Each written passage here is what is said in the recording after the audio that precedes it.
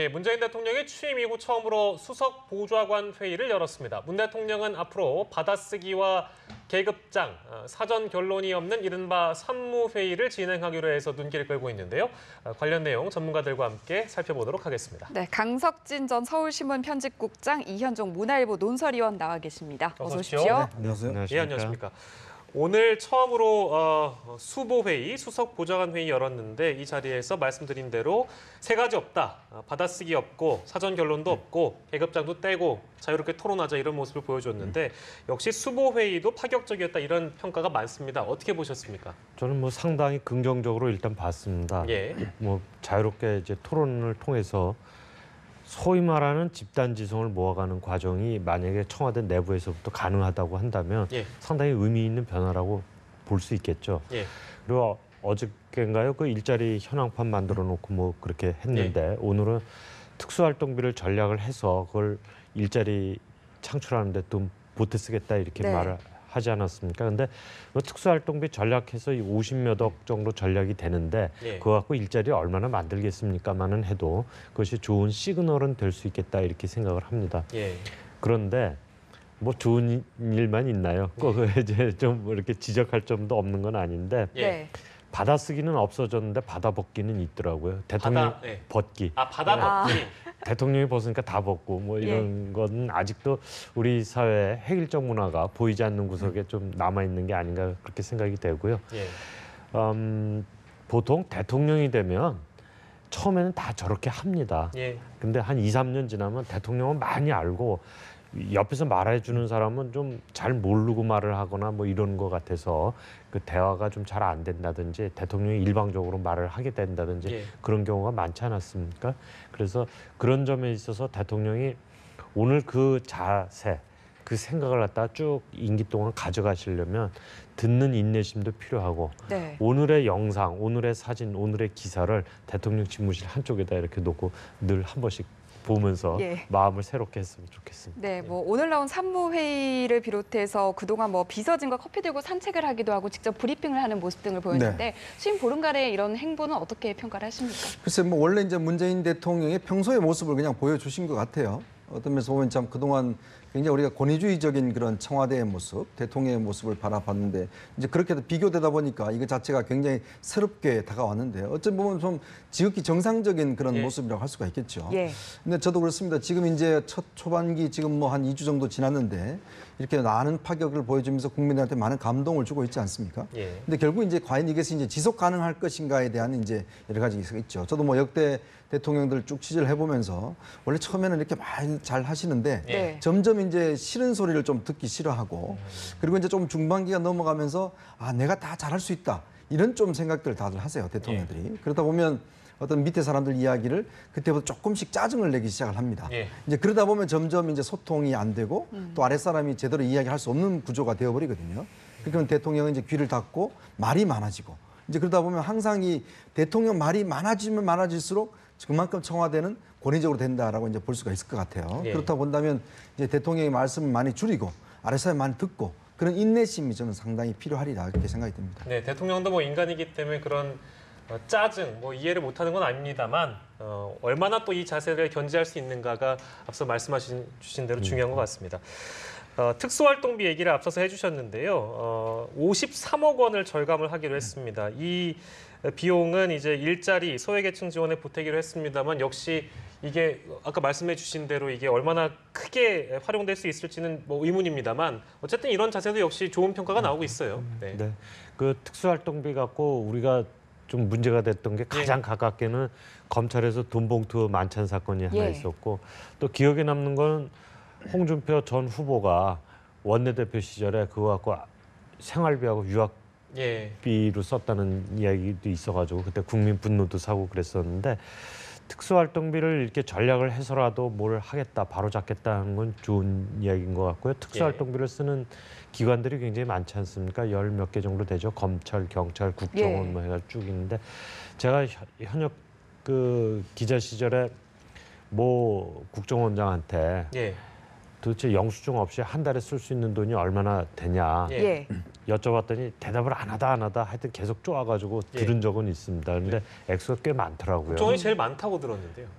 전체 액수도 어, 많고 국정원장 예, 예. 그 쓰는 돈도 꽤 많더라고요. 예. 그래서 놀라기는 했는데 좋은 신호입니다. 좋은 신호고 특수활동비 이제 줄여서 여러 기관들이 알아서 줄이지 않겠습니까? 예, 대통령이 예. 줄이겠다는데 뭐 나는 못 줄여 이럴 사람 별로 없을 텐데 이제 문제는 특수활동비 그 액수라는 게 전체 예산에 비해 보면 큰 돈은 아닙니다. 예. 그러니까 큰 돈을 절약할 수 있는 곳, 큰 돈이 낭비되는 곳을 찾는 게 훨씬 중요하겠죠. 그러니까 예. 특수활동비에서 시작을 해서 거기에 머물지 않고 더 가야 되는데 네. 과거에 제가 현역 시절에 보면 이 시민단체나 이런 데서도 판공비나 이런 건 눈에 금방 보이니까 금방 지적을 하고 고치려고 그럽니다. 근데 사실은 액수가 작고 그 뒤에 더 큰 덩어리들은 막 그 죽은 소 고기 나눠 먹듯이 나눠 먹고 뭐 그러는데 그건 잘 잡아내기가 어려운 점도 예. 있고 그렇습니다. 그래서 그 문재인 정부가 정말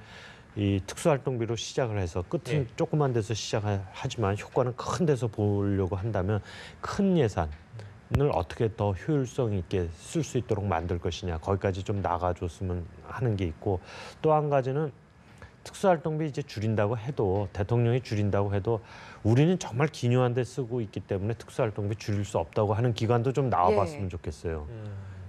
정말 여태까지 효율적으로 썼기 때문에 예. 네. 그런 바람도 조금은 그러니까 있습니다. 앞서 얘기하신 것처럼 청와대에서 우리가 줄이겠다라고 하면 각 부처들은 압박을 안 받을 수가 그렇죠. 없을 것 같거든요. 네. 각 부처가 전반적으로 감소하는 추세로 갈지 아니면 말씀하신 것처럼 소신 있게 우리는 못 줄인다라고 얘기하는 그런 기관들도 있을까요? 근데 저는 이제 이게 쉽진 뭐, 않을 것 같은데. 뭐 예. 줄이고 안 줄이고의 어떤 문제보다는 오늘 아마 예. 대통령이 이제 이런 특수활동비를 하면서 저는 여기에 핵심 포인트는 뭐냐면 이제 공과 사를 구분하겠다는 겁니다. 즉 청와대에서 예를 들어서 가족끼리 먹는 식사, 그다음에 애완견에 대한 뭐 사료값이라든지 예. 이런 것들은 이제는 내 돈으로 부담을 하겠다고 이 선언을 한 것 저는 여기에 더 의미를 두고 싶습니다. 그러니까 특수활동비는 뭐 정권 따라서 늘릴 수도 줄일 수도 있는데 예. 사실은 대통령 입장에서 보면 그동안 이제 미국 같은 경우는 미국의 백악관 같은 경우는 대통령이 공식 연회를 베풀 때 나오는 음식과 개인적으로 먹는 음식에 지불하는 건 다 다릅니다. 개인적으로 먹는 거는 다 본인의 월급에서 지불하게 돼 있습니다. 예. 오늘 집에 쓰는 비누, 샴푸 다 개인적으로 지불합니다. 예. 그러니까 그만큼 공과 사가 굉장히 구분되어 있고 냉장고도 각각 다릅니다. 예. 그러니까 즉 공적으로 쓰는 저 주방에 쓰는 어떤 분들이 하는 냉장고도 다르고 일반적으로 가족끼리 먹는 냉장고 달라요. 자, 그런 면에서 본다라면 문재인 대통령이 오늘 그 선을 한 것은 예. 이제는 이제 공과 사를 구분하겠다는 것이거든요. 즉 그동안 보면 청와대에서 하는 것들은 모두가 다 공적으로 이렇게 취급돼 와서 예. 다 특수활동비로 지급이 돼 왔단 말이죠. 어. 그러나 지금부터는 이제는 우리 가족이 먹는 것, 예. 내가 쓰는 것, 이것은 내가 내 연봉에서 지불하고 공적으로 내가 청와대 공식 업무로 하는 것은 이거는 청와대 돈으로 하겠다. 예. 이런 선언을 한 게 저는 굉장히 중요하다고 보거든요. 예. 그러니까 지금 이제 당장은 각 부처들이 뭐 이 특수활동이 줄이는 문제 있겠지만 오히려 저는 오늘 대통령의 메시지의 핵심은 앞으로는 공과 사를 구분해라. 즉 그 어떤 공직자들이 이런 부분에서 좀 철저히 구분을 한다면 예. 예산을 상당히 줄일 수도 있고 또 예를 들어서 공직자의 어떤 자세 자체가 좀 달라지지 않겠는가. 저는 그래서 오늘 대통령의 메시지 핵심 바로 거기서 봤습니다. 예. 예. 공과 사를 구분하다는 데 의미를 두고 있다. 이런 상징으로 분석을 해주셨습니다. 자, 그리고 청와대발 소식 중에 문재인 대통령이 국가인권위원회 위상 강화를 지시했습니다. 인권위에 힘을 실어주는 모습은 저희가 어떻게 해석할 수 있을까요? 정상화되는 거죠. 그 국가인권위원회는 이제 조금 설명을 앞에 드리면 파리 협약에 의해서 우리나라뿐만 아니라 전 세계 각국에 국가인권위원회가 조직이 되고 있었고 조직이 많이 되어 왔습니다. 예. 우리나라는 김대중 정부 때 이제 출범을 시켰는데 비교적 늦은 편입니다. 그렇지만 김대중 노무현 정부를 지나면서 굉장히 모범적으로 운영을 해와가지고 전 세계 귀감이 되기도 했었는데 지난 한 9년 동안 예. 이 국가인권위원회를 갖다가 굉장히 무력화시켜 왔었죠. 혹시 보셨는지 모르겠지만 이래라 핫산 뭐 이런 만화도 있지 않습니까? 그 웹툰 내 거기 예. 보면 외국인 노동자에 대한 아주 인권 침해가 만화로 리얼하게 이렇게 예. 묘사도 돼 있고 그런데 예. 우리가 뭐 북한 인권 문제 늘 이야기하지만 우리 사회에도 사회적 약자 그다음에 외국인 노동자 이렇게 인권 보호가 절실하게 필요한 분야가 많습니다. 근데 예. 거기서 이제 자유롭게 좀 인권위원회가 활동을 할 수 있었어야 되는데 그동안 못했던 거기 때문에 정상화가 된 거다. 예. 이렇게 저는 생각을 하고 있습니다. 네, 인권위의 위상이 어떻게 달라질지 좀 지켜보도록 하고 이낙연 국무총리 후보자 인사청문회 얘기도 좀 해보겠습니다. 오늘 네. 마지막 날이었는데 어제와 좀 비교를 했을 때 공방이 좀 더 거세진 그런 느낌을 받았거든요. 청문회 네. 통과 가능성 어제 오늘 분위기 봤을 때 어떻게 보십니까? 일단 어제에 비해서 오늘 분위기가 많이 달랐죠. 예. 아무래도 이제 지금 어제에 이어서 새로운 의혹들이 몇 가지가 좀 제기가 됐지 않습니까? 네. 특히 이제 본인의 어떤 그 입법과 관련해서 혹시나 이제 그 입법 관련해서 대한노인회의 어떤 기부금을 이제 지정 기부금에서 어떤 법정 기부를 해달라는 그런 입법 청탁을 받았고 그다음에 그 관련자로부터 이제 후원금을 받았다라는 게 이제 오늘 오전 그 신문에 일제히 나섰죠. 또 그리고 이제 그 부인의 그림 자체가 본인이 직접 그린 게 아니라 대작이다라는 예. 것들이 이제 자유한국당에서 의혹을 제기를 했고 이 부분에 대해서 이제 그 이낙연 그 후보자는 굉장히 강하게 아주 반발했습니다. 그런 걸 보면 오늘 같은 경우는 이제 특히 이제 입법 로비 같은 경우도 본인의 어떤 정말 자존심을 걸고 얘는 절대 아니다라고 이야기를 했고 어제 아마 이낙연 후보자는 대충 다 인정할 걸 인정하고 또 예. 이제 그 로키로 이제 전략을 갔었는데 오늘 같은 경우는 굉장히 강하게 반발하면서 예. 특히 자유한국당의 공세에 대해서 좀 강하게 좀 배척하는 이런 입장이었습니다. 네. 그런 걸로 보면 지금 일단 자유한국당 분위기는 이제 지금 위장 전입 문제나 그다음에 이제 이 입법 대가라든지 이런 문제 비춰봐서 일단 부적격이다라고 내부적인 결론을 예. 내리고 있는 것 같아요. 네. 그렇지만 이제 나머지 야당들은 일단 뭐 그렇지만 이거 자체가 총리직을 수행하기에는 부적합한 그런 정도까지는 아니다라고 해서 일단 이제 뭐 적격적으로 일단은 결론을 내릴 것 같아요. 네. 일단 이제 청문 보고서를 아마 작성을 할 텐데 전체로 보면 일단 이제 자유한국당 혼자만 반대를 해서는 상당히 힘들 겁니다. 왜냐하면 예. 나머지 야당들이 함께 하면 이거 충분히 통과될 수 있는 것이고 또 특히 이제 호남 출신이기 때문에 이제 국민의당에서 뭐 특히 찬성을 한다고 하면 또 통과에는 문제는 없겠지만 그러나 여러 가지 드러낸 사실 자체를 보면 또 위장 전입 문제 같은 경우는 이제 문재인 대통령이 이야기했던 그 5가지 원칙 중에 또 포함이 됐고 예. 청와대도 몰랐다고 그래요. 이제 그런 걸 비춰봐서는 일단 지금 위장 전입이 너무 이렇게 또 당연시 되는 게 아닌가라는 좀 우려까지도 낳고 있는 상황입니다. 네. 네. 말씀을 해주셔서 이 위장 전입 문제는 다음 달에 이제 강경화 외교부 장관 후보자 인사청문회 할 때 뭐 이미 이제 청와대에서 선 공개를 했기 때문에 이 문제는 당연히 다뤄질 겁니다. 근데 말씀해주신 대로 이제 5대 비리는 원칙적으로 배제하겠다라는 얘기를 앞서서 했기 때문에 후보 당시에 논리적으로 맞는 얘기입니다. 그러니까 배제를 한다고 했는데 배제하지 않고 유능하니 쓰겠다라는 거잖아요. 그럼 이 부분도 어느 정도는 우리가 쓰고 싶었다. 뭐 위장 전입은 또 온도 차이가 전 정권과 다르니 좀 이해해 달라고 이제 국민들께 설명하는 자리가 있지 않을까요? 앞으로 어떻게 보십니까? 그 후보 때 좀 과하게 약속한 거죠. 과하게 약속을. 예, 5가지 그 원칙을 발표를 했는데 예. 하나하나의 원칙을 보면 뭐 병역 괴피, 부동산 투기, 예. 세금 탈루, 위장 전입, 논문 표절 있지 않습니까? 그렇습니다. 근데 이 하나하나의 사안에 다 경중과 심하고 덜한 정도가 있는 거죠. 예. 그러니까 심한 사람은 그거 하나에 해당돼도 안 되겠지만 어떤 사람은 가벼운 경우에는 또 다른 건데 예. 그냥 무턱대고 5개 딱 발표를 했으니까 과하게 약속을 한 거죠. 예. 그 과한 약속에 지금 발목이 조금 잡힌 건데 예. 위장 전입은 그 사이에 이제 장관들이나 총리들 인준 청문회 같은 거 할 때 보면은 부동산 투기를 위해서 위장 전입한 거에 대해서는 굉장히 강한 비판이 가해졌고 예. 상대적으로 자녀 교육 때문에 위장 전입한 경우에는 용서받는 경우 본인이 부터 사과하고 죄송합니다 그러면 용서받는 경우가 많았는데 예. 지금 지금 이낙연 총리의 경우에는 그 중간쯤 되는 것 같아요. 부인의 강남권 배정을 위해서 했으니까 그 중간쯤이라 새로운 좀 케이스처럼 보이기는 합니다. 그런데 예. 여하튼지간에 그 문재인 정부로서는 첫 스타트 지점에서 지금 원칙이 조금 무너진 거는 분명해 보이고요. 예. 그리고 정권을 운영을 하다 보면 암만 해도 사람을 쓰려고 하면은 이 원칙이 무너지는 예가 조금씩 많아질 수밖에 없을 것 같습니다. 그래서 예. 어느 정도는 그런 면에 있어서 대통령 이제 집권을 했으니까 정리를 할 필요는 좀 있을 것 같습니다. 네. 무조건 되고 5대 원칙은 전부 다 안 된다 이런 얘기보다 경중을 좀 따지겠다는 걸 밝히는 것과 함께 국민들한테 좀 충분히 숙고하지 못한 점, 예. 예.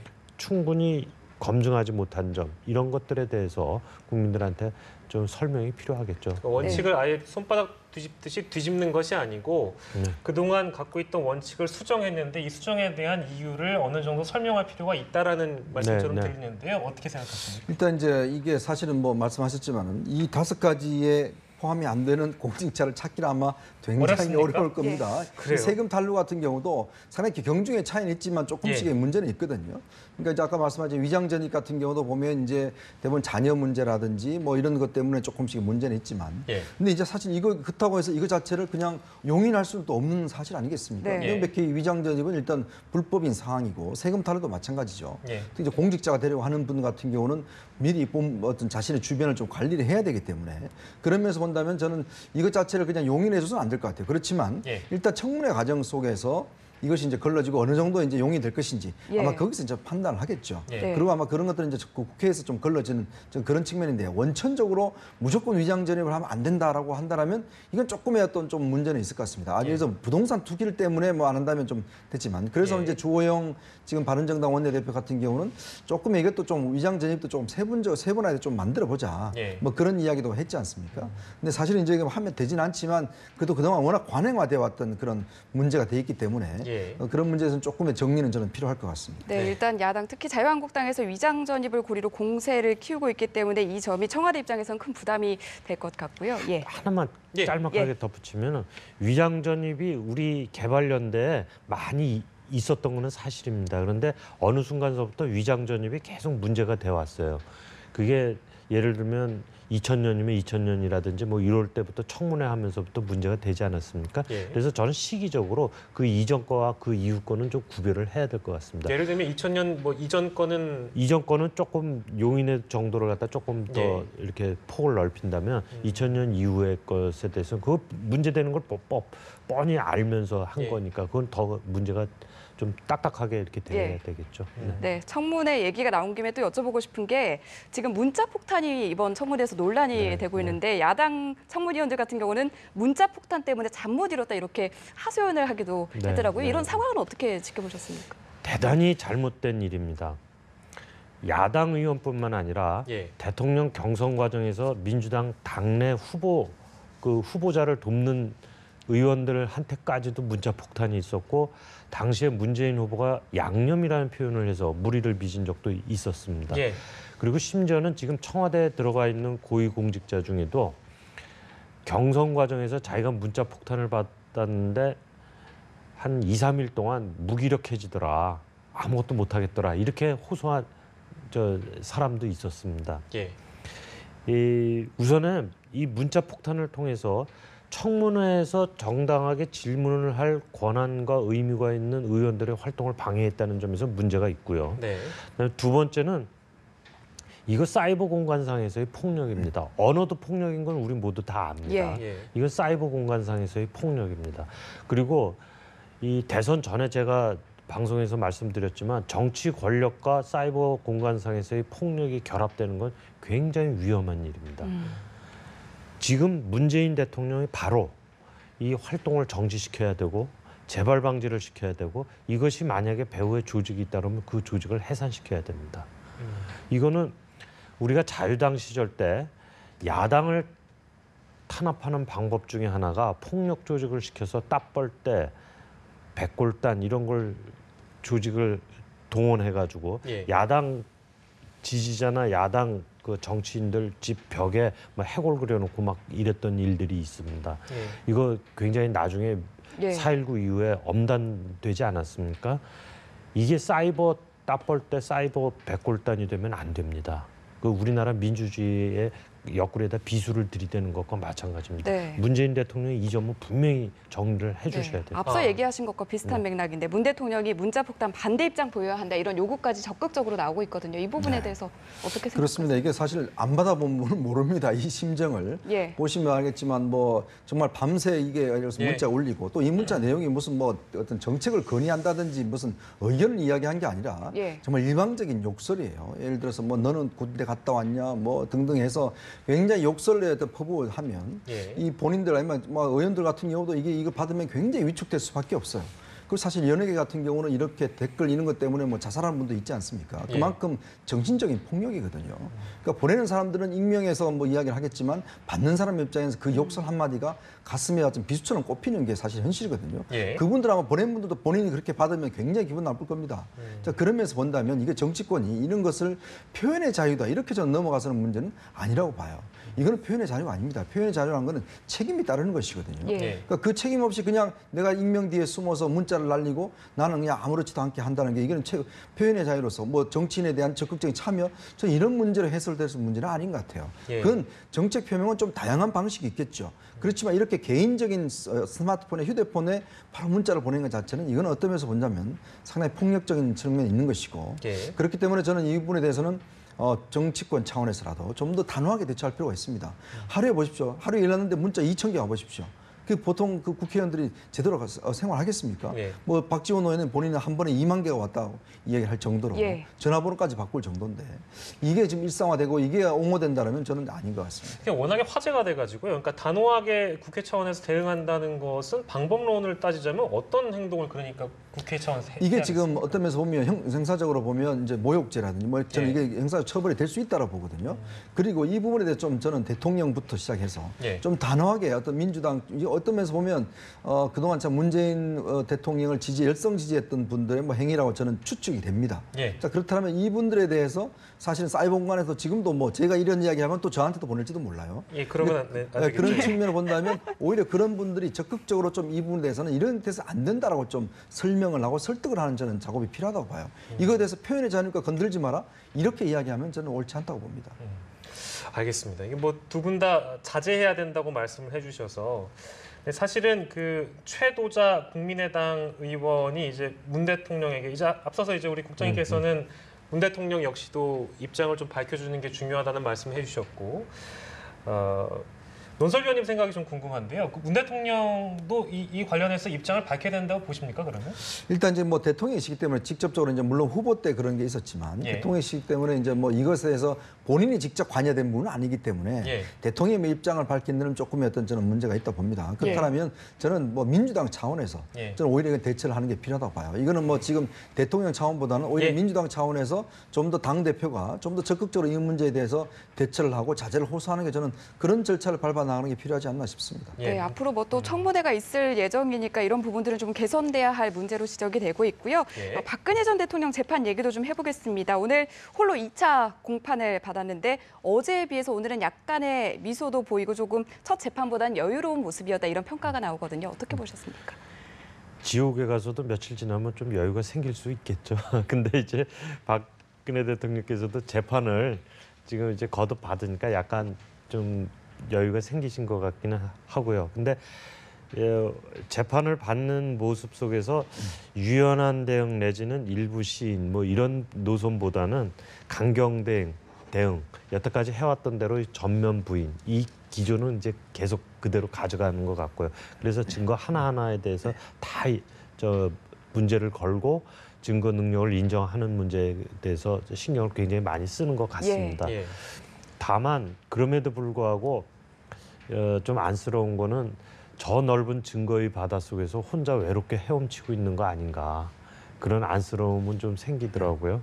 그래서 이게 재판이 좀 길어질 수 있겠다 그런 생각도 들었는데 그럼에도 불구하고 이 재판부가 지금 통상적으로는 쟁점 정리 입증 계획 세우고 서증 조사하고 이런 순서대로 가야 되는데 워낙 그게 방대하니까 이 서증 조사 쪽을 갖다 먼저 좀 서둘러서 해보자 공통적으로 할 수 있는 거 그렇게 이제 뭐 했다고 그러는데 박근혜 대통령 전 대통령께서도 좀 가급적이면 이 길어지는 걸 갖다 막기 위해서 조금 협조를 하는 건 어떨까 그런 생각은 들었습니다. 이런 가운데에서 그 최순실 씨의 딸 정유라 씨가 한국에 옵니다.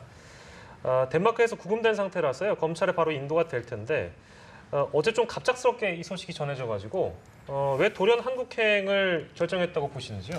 일단 지금 상황 자체가 좀 많이 바뀌었다고 보여집니다. 아마 예. 이번 뭐 어차피 이제 문재인 대통령이 또 당선이 됐기 때문에 예. 더 이상 이제 외국에 체류하는 것이 의미가 없어졌다라는 저는 그런 판단을 보거든요. 네. 그리고 왜냐하면 이제 이 144일 동안 구금돼 있었지만 이 기간은 사실 국내에 들어와서 혐의를 받으면 아무 인정이 되지 않습니다.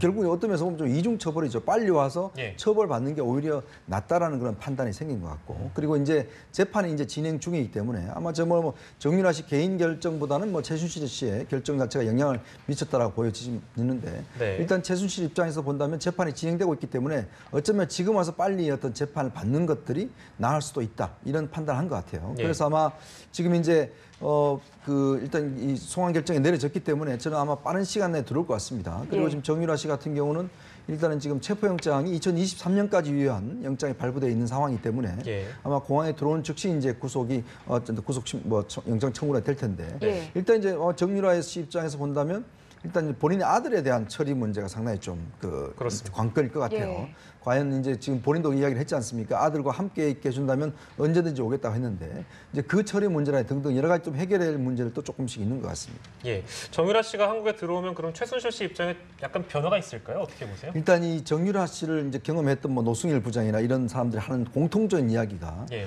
정유라 씨 같은 경우는 럭비공이라고 이야기하지 않습니까? 어디로 튈지 모르는. 어디로 튈지 모르니까 예. 그리고 굉장히 특히 어머니한테 대해서는 굉장히 직설적이고 말을 뭐 함부로 하고 뭐 이런 것들에 보면 증언에서 많이 나오잖아요. 예. 그러니까 그렇다고 본다면 지금 정유라 씨 나이가 어리고 또 이 상황에 대해서 뭔가 준비되고 뭐 짜여진 것보다는 본인이 불쑥불쑥 이야기를 내놓을 수 있는 가능성이 저는 있다고 보거든요.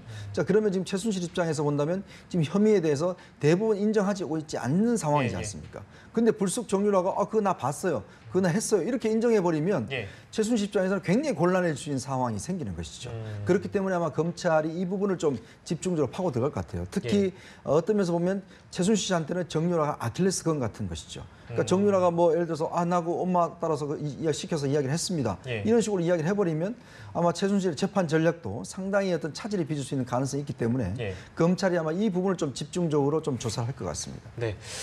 정유라 씨의 본국 송환 소식까지 저희가 정리를 해봤습니다. 두 분과 함께했습니다. 강석진 전 서울신문 편집국장, 이현종 문화일보 논설위원과 함께했습니다. 두 분 고맙습니다. 고맙습니다. 고맙습니다.